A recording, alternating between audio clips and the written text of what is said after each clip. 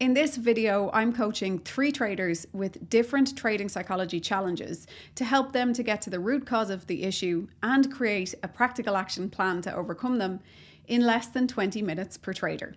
And the challenges that we're covering are choking under pressure, just as you're starting to see momentum and profitability in your trading, going on tilt and blowing up funded accounts repeatedly, and exceptionally high standards causing bad trading habits. If you're new to the channel, my name's Créde Sheehy-Kelly.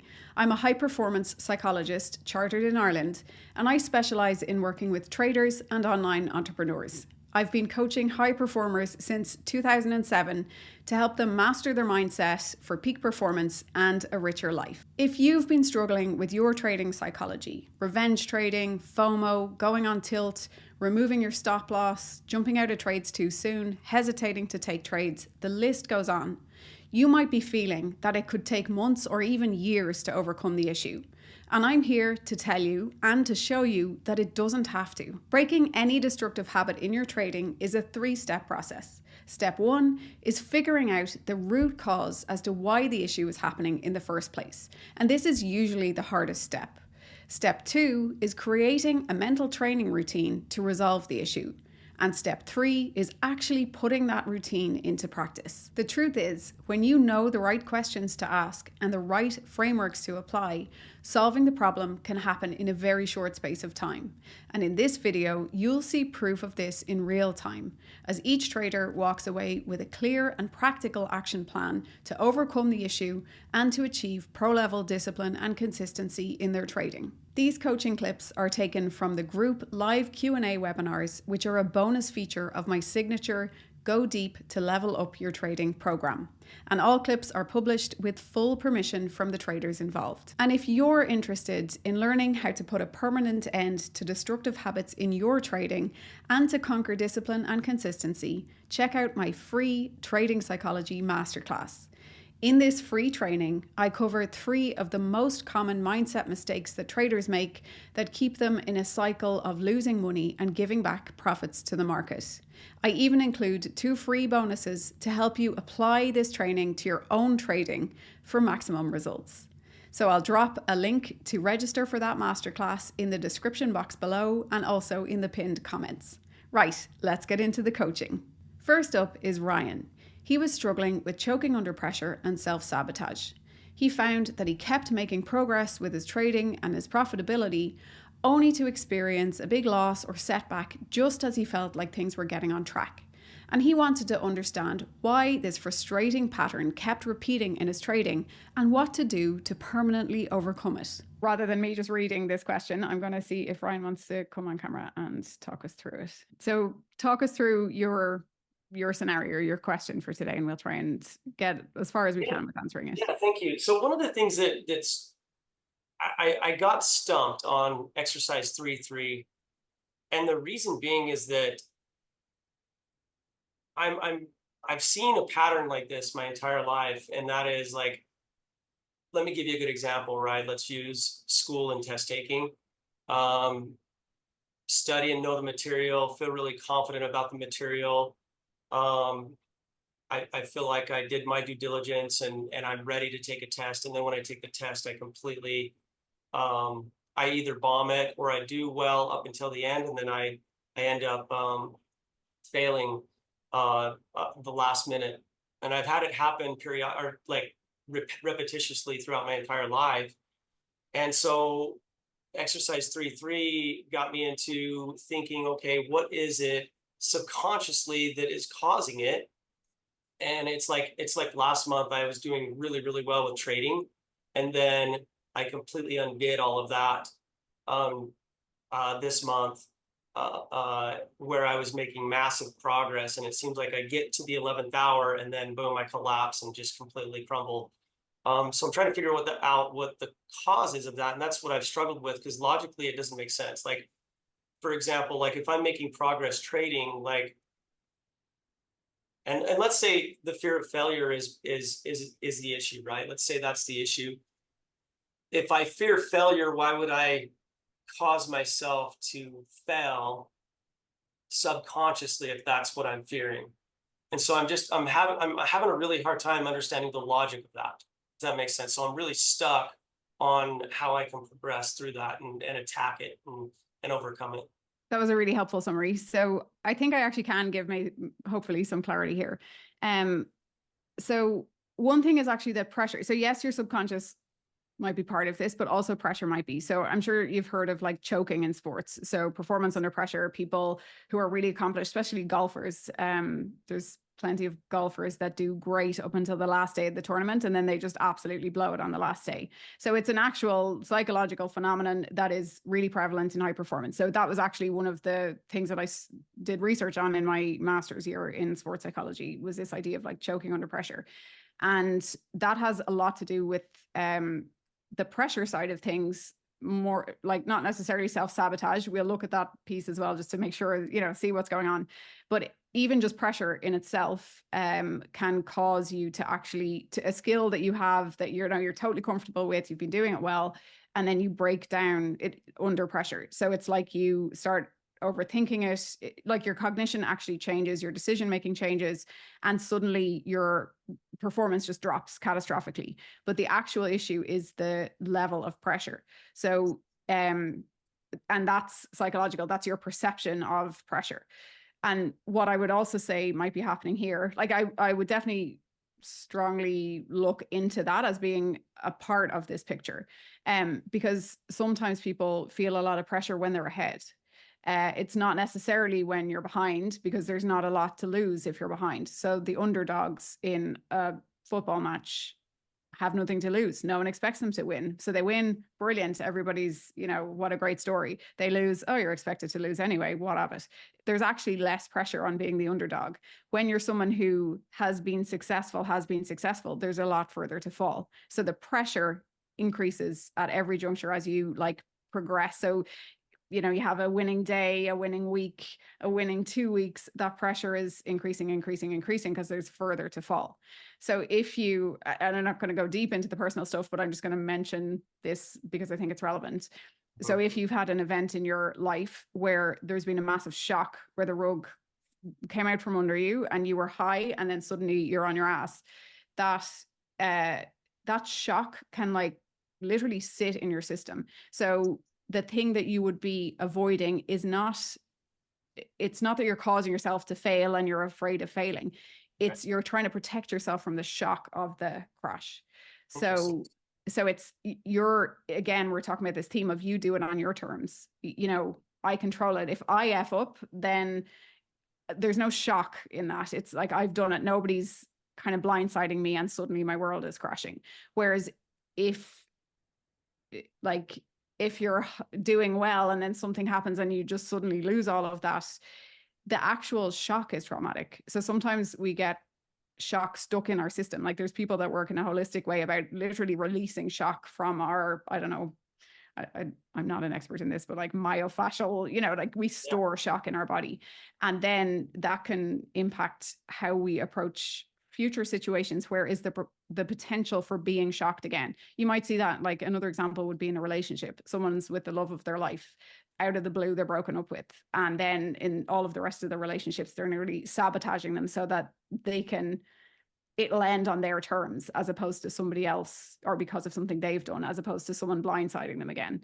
So for me, there's a few different things going on here. There's pressure of being in the up position, which, is exacerbating it. And then you're trying to control the what happens around that, because the worst thing in the world is that shock happening again. Yeah. Wow. Okay. That I feel like is a lot more applicable. You're good at this. uh,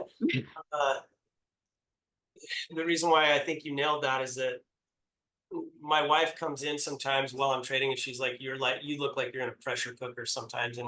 And that makes a lot more sense to me, because I think about like past experiences in my life. Like one of them is, I've done some extensive handgun firearms training, and everybody knows I was the best there, but I would be the one that fail and have to go and repeat every time in the test. And I've done it in other stuff in other areas of life, and so that makes a lot of sense. How do I I guess my question is how do I overcome that then? Like what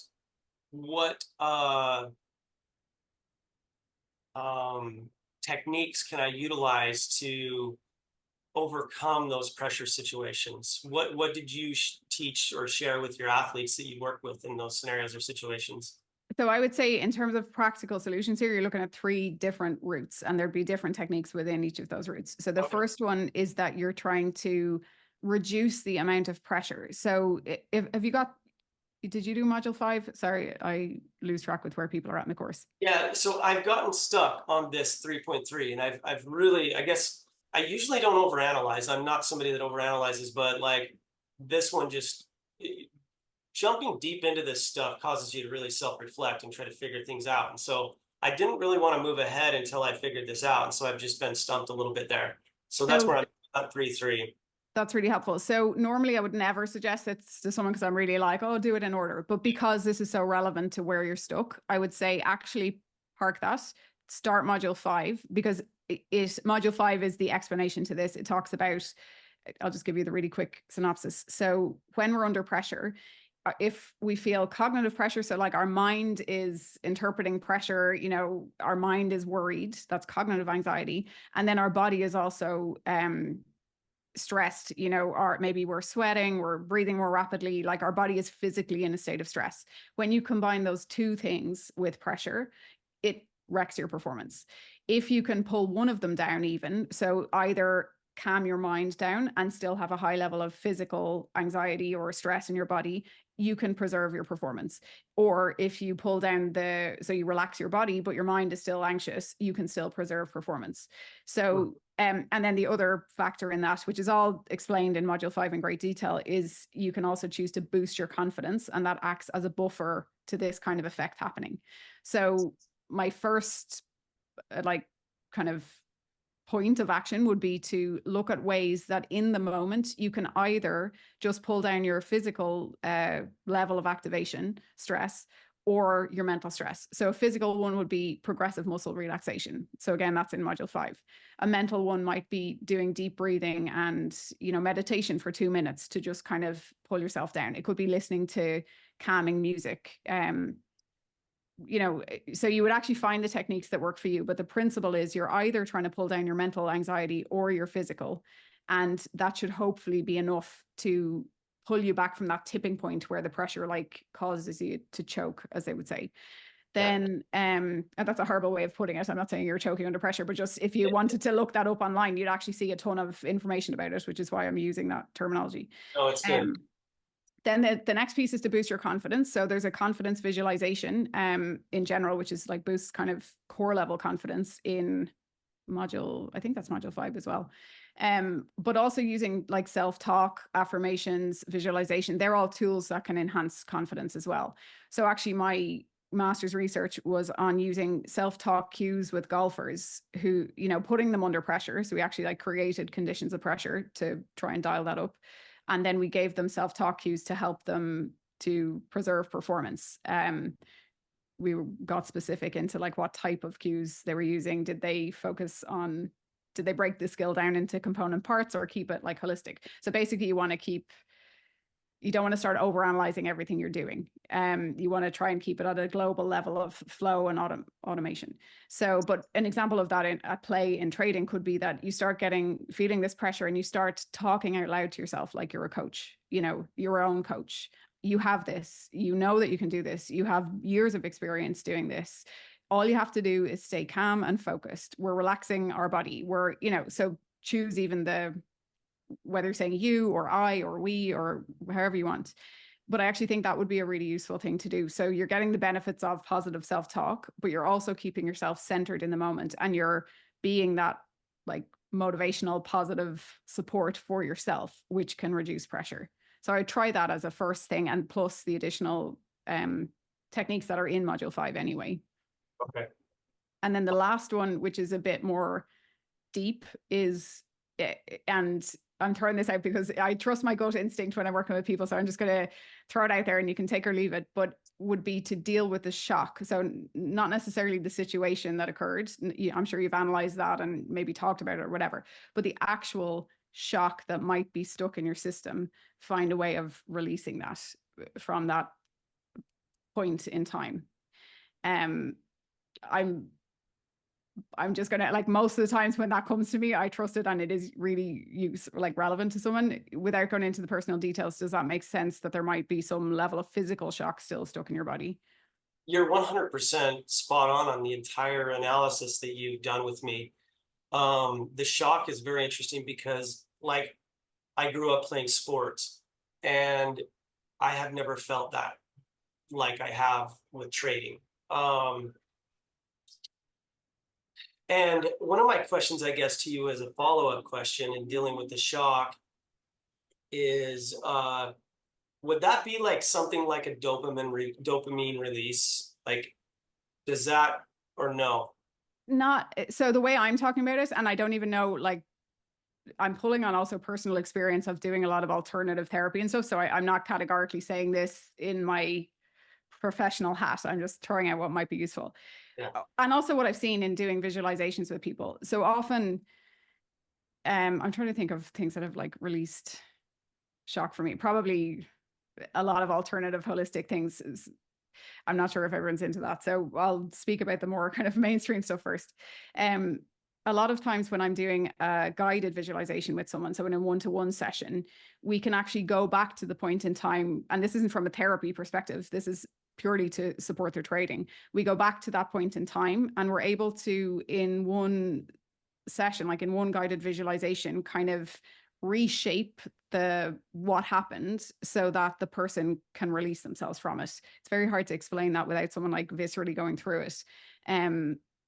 I'll give just a random example. So I had a client who had had a significant, like a really big loss, which was a bit of shock, market, like, surprise thing happened in the market, lost a massive amount of money years ago, and it was still playing out in their trading. So they were revenge trading, and we worked out that it was linked with this loss. We did a visualization where we went back to that version of him that was in the airport when he received the news or when the trade happened, and we reframed how that version of him was receiving the news and how he was interpreting it. And he was able to actually, like, that in itself, like, it kind of, thought, it's really hard to explain it. It's like you reset the trajectory of what happened afterwards in an emotional way. So it's really hard to explain, but people can have a big, like, release of something that's been stuck in them for ages if they just go back and speak to the version of themselves that was there and then reshape what's happening or act as a support to that person. Would you consider this like basically a paradigm shift? Like, for example, going back and analyzing the scenario or situation, and instead of looking at it as a detriment, looking at it as an opportunity or a stepping stone? Is that kind of what you're saying? Kind of, but it's not logical. So the problem is not in the logical analysis. So it's not that we would just talk and say, and what was good about that situation, blah. The Right. problem is your emotional body is still, like, vibrating with the shock. Still years later, usually. So I'm not saying you, but in these type of situations. So it's not your logical mind that really anything needs to be done with. It's actually your emotional self that you need to reach out to. So sometimes it's like your mind, your mental body, if you want to call it that, has processed it and moved on, but your emotional body has not. So then you've got a bit of a, like, well, I'm over that. I forgave the person. I understand the learning mentally, but the emotion is still stuck. So it's like you need to bring the emotion to the same point that your mental body is at. Yeah. Okay. So let me ask you this. Like, let's say you have a basketball player who has the opportunity to make the winning shot with seconds left and he misses and he's completely devastated and it shocks him. How would you go back and help them with that situation? What would you do to release that shock? So, well, it may not have been a shock like that. It's really personal because it's not like it's standard for everybody. So it's nearly as much of a journey. What we do the visualization, and it's like we're nearly both in a dream together because the person is, something random will come up for the person. It mightn't be the age or the version of them that they think it will be. It might be a younger version, or so we just kind of let the subconscious present what it needs to present, and then we work with that. So in that situation, that person, it mightn't be a big shock. It might be an immediate kind of dealing with it so that it doesn't code itself in the person. I'm getting a little bit far away from like the science of it here. I'm just talking about what's worked with people. And just to reiterate, we're not talking about therapy in order to heal trauma. We're talking about like an event that is still resonating in your trading. So I would see it differently in that sense, but it's a bit personal. Like you can't really, in that situation, I'd probably be more like logically helping the person process it, what could be done better, blah, blah, blah. It would be more like, let's say someone broke their leg and was due to be playing in the final and then their whole season was out the window. That might be something that gets like emotionally stored at a deeper level. There's usually a little bit more to it than just, you know, a bad performance. There's usually some sort of real emotional, I don't know what you'd call it. You know what I'm trying to say, though. There's a number of factors that combine to make it such a significant event for the person. Yeah. Okay. So that's probably about, in this sort of context, that's probably about as much help that I could give, but they're the routes I would say. So do module 5, you can jump to it, full permission to jump to module 5. Work on techniques to pull this either cognitive anxiety or physiological like stress down as you're in the moment trading. Talk to yourself like a coach, work on boosting confidence, and then see if this is, you know, a bit sort of deeper. You'd have to find the way to process it. But basically the theme of what you're trying to do is to release the emotions that might be stored in you around that so that they're no longer resonating in you. Okay. I love it. Yeah, I took notes, so thank you. That's a good start. Next up is Lisa. She had a very specific recurring pattern where she would trade well Monday, Tuesday, Wednesday, and then come Thursday she would go on tilt and blow up funded accounts. And this pattern kept repeating week after week after week. So we worked on decoding the exact root cause of this pattern and then creating a practical action plan to overcome it. Okay, so this was from Lisa, and Lisa said, Mondays are my best days and Thursdays are my worst days. I go 3 days without a tilt, and then Thursday I ignore my daily loss limit and usually blow up a funded account. Then on Friday, I'm too nervous, depressed to do much. Any suggestions beside the obvious, don't trade on Thursdays? I feel like I've almost put a curse on myself at this point. So Lisa, do you want to hop on? Let me stop sharing. Do you want to hop on as a panelist? Hi, Lisa, how are you? Yeah, I really related to what Meow was talking about, even though I think the root cause is totally different. But I really get that idea of being, I forget exactly what you said because I've sort of asked a lot of people this question at this point. I think you said, well, the irony is tomorrow's Thursday, so I haven't had an opportunity to do anything yet. But I think you said to scale back and only maybe take one trade and make it an A+ setup. So that is the plan for tomorrow. But I had this amazing day today, huge.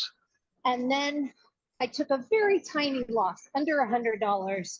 And I thought to myself, oh, it's Wednesday afternoon. Here come the boogeymen. And it's so silly. Like, I know there's no like boogeymen after me, but that's how entrenched this has become. So our fix of scaling, or, you know, scaling back, just taking one trade, whatever, that's just temporary, just while you can work on the deeper fix. So definitely go ahead with that, but don't, you know, that wouldn't be the long-term solution. We don't want to stop you from trading. So do it tomorrow and until you kind of feel like you're making progress in actually transforming the mindset. I'm going to do a quick on-the-spot coaching with you here just to see how this goes. So because we don't want to get so deep, I know we spoke before about like dragging into the reasons behind it and all. So I'm going to try something a little bit different that other people can actually use this technique as well for different challenges. So I'm going to ask you, so think about this mindset. So this is this narrative that you've been telling yourself. You've told yourself this story so many times, it's become a reality for you that this Thursday, you know, gremlin. But if you were to imagine, I'm saying gremlin, but it might show up or you might see it as something different. If you were to give that, what would we call it? I don't like jinx, or, you know, that Thursday pattern. If you were to turn that into a character, what would it look like? So we're going to actually put a personality. We're going to imagine it as a persona. And I'm just wondering, what would it be? I've done some shadow work with a therapist, so I think it's the same thing. It's kind of a mythological creature, like kind of a, there's a children's book that it comes from. I just can't remember what it is, but maybe it's the Shel Silverstein book, but it's just a really ugly but well-meaning kind of monster. And if you were to, this is wild that we're doing this even while you're on a treadmill and on a live call. So I'm not going to go too deep, right? But I just want to like start the ball rolling. So you can not engage if you want at any point. I understand it's public. I don't care that anybody can listen. I don't care. Okay. I really don't. So let's, if we imagine that gremlin, that mythological kind of creature, what size? Is it a he or she? Is it like, does it's it a he and it's giant. Okay. And you said he's well-meaning. So how do you know he's well-meaning? What are his intentions? Because I think he's trying to protect me from something. I don't know what. And if you were to imagine just dialoguing with him, like this is a very light way to approach a deep topic, but let's run with this. So if you were to imagine just in your mind, even asking him that question, like, what are you trying to protect me from? What's he trying to protect you from? What would he answer? Failure, disappointment. Yeah. Yeah. So, and this actually fits with the answer I was going to bring to the table, but it's kind of better if you're working with yourself on it. Sometimes, like we were speaking about earlier, the act of you taking control of failure rather than the market doing it to you. Like if you self-sabotage, then the failure was on your terms. Whereas if you do your absolute very best and then you lose money or you blow up, that is like a failure compounded, in terms of our emotions. So it's nearly like I'm imagining this might be a play. I'm not saying it definitely is, but by you going on tilt, you can blame yourself in terms of, you can say it was my doing, it's this pattern, it's the Thursday pattern, I do it all the time, whatever. Whereas if you were going out giving your absolute best and you executed every trade perfectly and the market was robbing your money at that point, would that be more traumatic or more emotionally challenging for you than sabotaging yourself? It would be more traumatic. And without going too deep into it, I sometimes have issues with making the market somebody, a specific person. And I feel so silly saying that, but it's like, yeah. That's super common. People do that all the time. Like I've worked with loads of people who project relationships with a significant person onto the market. So that's really normal. Yeah. So without having to go any more deep into anything personal, what we can say is that you've nailed it there. That creature is actually trying to protect you. So you can work in a visualization with that creature and start to like develop some sort of relationship and come to some like better way of operating, but so that creature is on board with it. So you're kind of basically, that's your subconscious mind. So at the moment it's like, I'm protecting you the best way I know the best way I know that I can.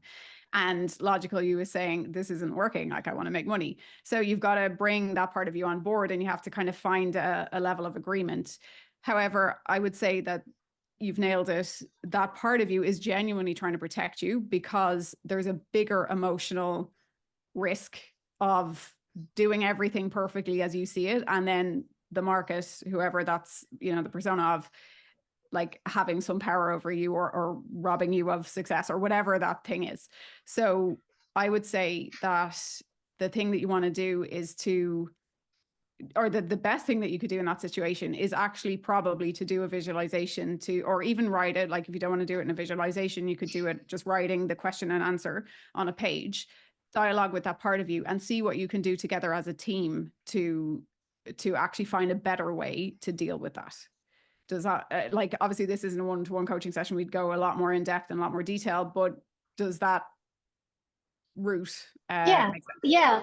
The general overall theme was I was really bullied as a child. And at some point it became kind of pointless to fight back. So I don't know, there's sort of a like, well, I'll show you. You can't fire me, I quit. That's what it is. You can't fire me, I quit. I love it. You've nailed it. Yeah. But that's irony what it is. of it is you're hurting yourself. I never realized that. Yeah.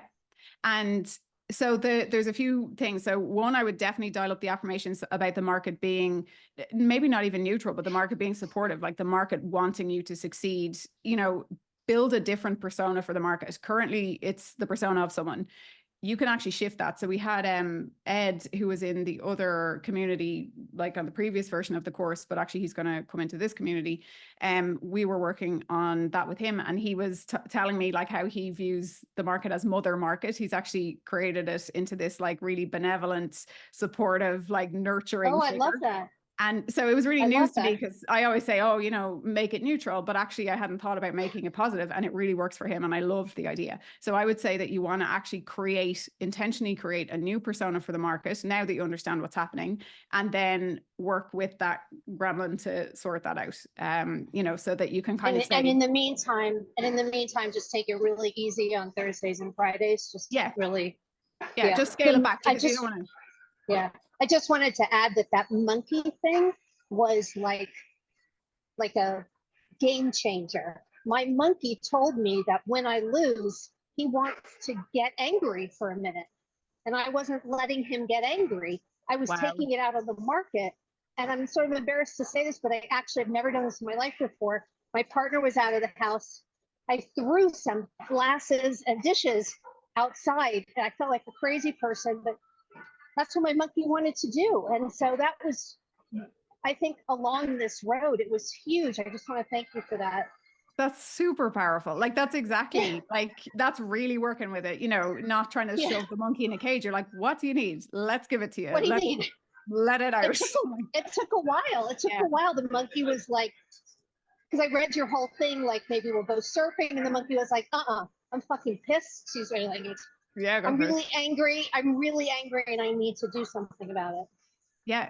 And that's so healthy. Like, none of these emotions are bad. People talk about like negative emotions. They're not negative. They're just a charge of something that needs to be expressed. And it's when we try and like shove them down or stop the expression of them in a healthy way, that they become a problem. So like, we actually want to feel our emotions and let them pass, and like waves crashing, you don't want to stop the wave and try to stop it from crashing on the shore. No, it was genius, because I couldn't do that as a kid. I couldn't fight back. So the monkeys, anyway, thank you. Yeah. Thank you very much. All right, that all sounds really good.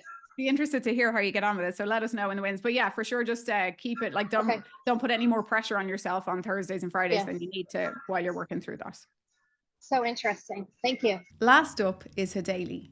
She was working on developing high performance habits to take her trading to a truly professional level.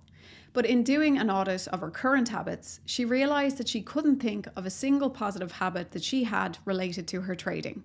She also realized that she had a big mental block about tracking her trades and reviewing her trading metrics at the end of every day, especially if it was a day where she had lost money, she hadn't stuck to her plan, or things just hadn't gone well. She was looking for advice on how to start practicing better habits to support her trading, and also how to remove the overwhelm of trying to improve so many aspects of her trading routine at the one time. We uncovered the real reason between why Hidayli felt such resistance about tracking her data and why she felt so overwhelmed. And then we created an action plan to help her to laser focus on the 1 or 2 key areas to improve that would give an immediate uplift to her trading performance. Now we're into habits. Yes, I don't have the question in the top of my mind right now, but one of the things is when I was doing the habit audit, I realized I barely could count one good habit, and everything was a huge list of unhelpful habits. And I was like very shocked, and that really made me wanted to work more into my habits. I feel like my good habits, I've been losing them, and I've been like building up more bad habits. It's like I'm going completely against it. And the thing is that now I have to, of course, part of the exercise is to work in one habit at a time, but I was wondering how fast I can start like moving forward to introduce a second good habit. Like my first habit that I really want to work on is to establish a very good and structured morning routine. But I realized that I have a big problem with journaling in the evening or tracking, which is related to, I think, to my second question. And then it's like, that's another habit that would be really super powerful that I should incorporate? Okay, so there's a few parts to this, and we'll answer both questions kind of in the same answer, if that makes sense. So the first one, before anything, I'm going to say I'm guessing that you probably are very hard on yourself. So if I was to force you to come up with 5 habits that you do really well, you'd probably, like if we said, you know, we're not getting off this webinar until you come up with 5 habits, you'd probably be able to find them. I'm guessing that maybe your mindset is laser focused on the negative, like the things you need to improve, the being harsh on yourself, the lack of self-compassion, just because like most people, I'm going to make this ridiculous, but you know, you have a habit of brushing your teeth in the morning. That's a good habit. It's self-care. You have a habit of like, I don't know, I'm not going to throw out other examples, but you know what I mean? Like there's loads of daily habits that you do that are beneficial to you. Like you have a habit of working on this course, whatever way that format is for you, but you're doing it because you're moving through it. So you have a ton of positive habits. But the fact that you're saying, I looked at this exercise and I only saw negative habits and I had no good ones, I would actually be saying that self-compassion and giving yourself credit is the very first thing to work on.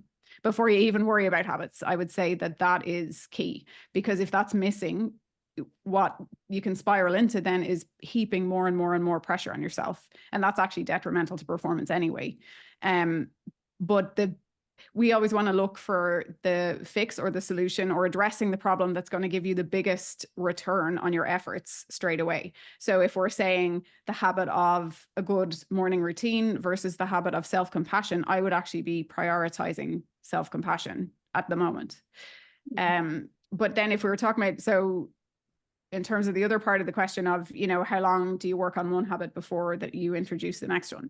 So it really depends on the level of complexity or the difficulty of establishing a habit. So if we go back to our ridiculous one and we say you've got the habit of brushing your teeth, but you want to add in the habit of flossing your teeth, super easy, you know, that's going to be dialed in probably a week. And I'm not saying you don't floss your teeth, just for so no one's offended, but you know, that's a quick fix and you could probably establish that quickly. The habit of a good morning routine will take longer to establish because there's kind of more obstacles or barriers. So you might actually have to figure out, like, maybe the barrier to your good morning routine is that you're not getting to bed early enough. So that makes it hard to wake up at your alarm. So you have to kind of trace it back. And if that was the case, it would actually be getting to bed at a specific time would be the first key habit to work on. So I'll pause there for a second. Is that resonating? Is there thinking about it in that light? Is there a habit that might be the most helpful to you right now? Yeah, actually, when I was doing this audit, I was focusing exclusively on habits that built up my trading. And that's why I was going so hard on myself. And you're right, I'm hard on myself in every aspect of my life, but I just focus on habits related to improve my trading is where I realized I don't really have many good habits. But about tracing back, you're right. I think that I have to work on establishing a good night routine so I can set up my morning for success. And somehow, like, also be able to track it as well, so I can do better. So I think that there might be a foundation that I have to work on first, and work on it for enough time so I can have that foundation ready to build up the second or the next habit. I think 100%. And like that could take 2 months if it's a really, like, let's say it was that you had to get to bed earlier and have an hour of downtime before you go to bed. Let's say it was that. Like, that actually is a habit that it improves your trading. So sometimes people discount sleep because they're like, well, it's just sleep. Yeah, it's great if I get sleep, but whatever.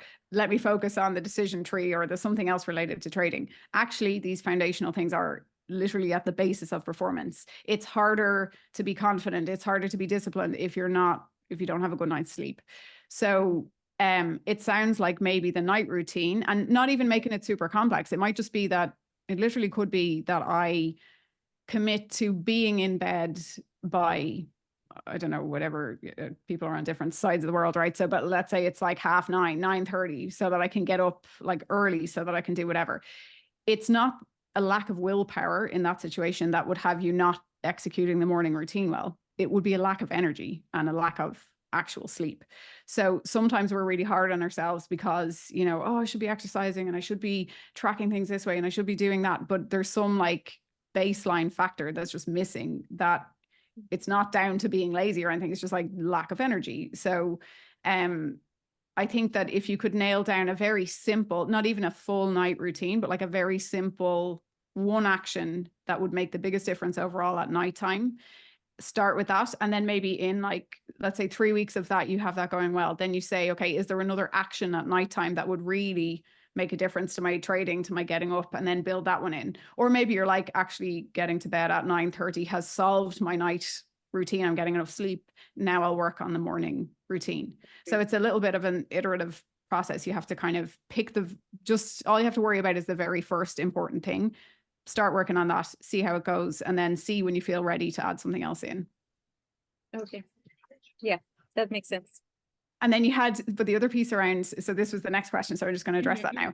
So around the tracking, again, sometimes people have a real aversion to tracking because they don't like, and this would make sense if you're someone who puts a lot of pressure on yourself, it's the accountability. Like they nearly don't want to face the reality of the results, because if you're somebody that beats yourself up for less than perfect, then you're increasing the chances of you seeing less than perfect when you track data. If you're not tracking the data, it's kind of easier to like, you know, oh, that was a bad day or a good day, but you know, it's not staring me in the face. So again, this is why I'd say that self-compassion is important, because in order to be able to, for that data to not cause you to like make some accusations at yourself, or, you know, draw some kind of, I guess, lower your self-worth, then you want to be full of self-compassion so that the data is just data. You're just using it to improve your trading. You know, you track it every day, and if there's something that has to be fixed, you fix it, but you're not making assumptions about yourself, like your value as a person, based on that data. So I would say that probably the reason why it's maybe hard to track it at the moment is because you're not wanting to put that really sharp focus on the results. But actually, again, the solution there is self-compassion first. So if those results, if they're less than perfect, are not threatening to you, they're just data to learn from, then tracking's not such a bad, you know, it doesn't have to be really labor intensive. It can just be straightforward. But I think the aversion to it might reduce. Yeah, because I feel like that is something that my coach is always encouraging me. Track. You're gonna get better. You're gonna progress more. You're gonna learn from your own mistakes and improve. And I have such a hard time, and I'm trying to figure it out why. And and I feel that that's something I really need to work on. I think tracking is super important. Like, so you asked which, you know, if you had to prioritize things. So I would definitely say, to answer that second question, you were asking about, you know, you get to a certain point in the course, there's loads to be doing. You want to be able to fit in with your life, just to give people the context, because we didn't actually read it. So I would say that pause, don't like plow on through the course and add more and more and more stuff to your plate. You don't need to. You can absolutely just take it at a slower pace. And I would say that tracking is actually the most important thing. And then second to that, the affirmations. So if you were able to do the tracking, but like in a simple way, so you don't need to be tracking 50 things for 2 hours a day. I would definitely not recommend that. It needs to be straightforward, simple, and something that you're actually, everything you track, you're going to use the data in some way. So maybe the first step is actually to refine what you're tracking and the amount of time you spend on it. Make it simple. So that's why the tracking sheet in this course is genuinely the most important, like, first step, really. Because it's the data that if you track that day in, day out, it will tell you exactly what's going on in your trading and what needs to be fixed. So I would do that first, simplify everything, build the self-compassion, and then when the tracking is going well, and that's like only put pressure on yourself about that. Don't put pressure on yourself around that, but just that be the one thing that you're going to do really well for the next week, say. And when that's going well, then I would add back in the affirmations. Or if you have bandwidth to also listen to the affirmations every day, they're really important too. But the tracking is like fundamental to everything, because it will give you all of the information you need for everything else in your trading. Okay, thank you. No worries. Do you feel like your tracking system is complex at the moment, or do you feel that it could be simplified? I feel like it's not really consistent. because I try to track too much and then I keep switching what I want to track, and then becomes overwhelming. So yeah, definitely. Then the first thing is actually reducing it. So are you using the tracker? And I won't give out to you if you're not. Are you using the tracker in the course? I created it, but I'm not using it. I mean, Okay. I did Yeah. the whole thing. I did the whole exercise. I have it, but it's like at nighttime, it's like I look for any excuse to do any tracking. So To avoid simplify doing that it. right down. Like there's a few key things. So the PEMS, the sleep, you know, the affirmations, say that's fine. Only track the number of trades. Maybe just have 2 performance goals and then the 3 things I did well, and that's it. So like that could be done in 4 minutes less. Sometimes people think, you know, they go to town on the exercise and they have like 20 things to track, and they think, oh, this would be great. Now I'll track this every day. I'll have loads of information, and it's too much. You don't need it. So even the simple thing of tracking the amount of hours sleep and your PEMS and 2 performance goals would, if you do that consistently over time, will give you a ton of information about your trading. That's useful. Yeah, that's helpful. Thank you. That wraps up our coaching with 3 traders struggling with different issues who were all taking my Go Deep to Level Up Your Trading program to conquer discipline and consistency. And if you're struggling with any aspect of your trading psychology that's holding you back from being the trader that you know you have it in you to be, don't forget to register for my free Trading Psychology Masterclass. I'll share the secrets to achieving 100% discipline and consistency in your trading without relying on willpower. And I'll leave that link to register in the description box and in the pinned comment. Thanks for watching. Let me know in the comments if this video was helpful, if you can relate to the challenges that the traders were facing, and if you'd like to see more of this type of content in the future. And if you did find the video helpful, please like, share, and subscribe to my channel for more tips and techniques to help you build unbreakable trading psychology and get a mental edge in the market. And I'll see you in the next video.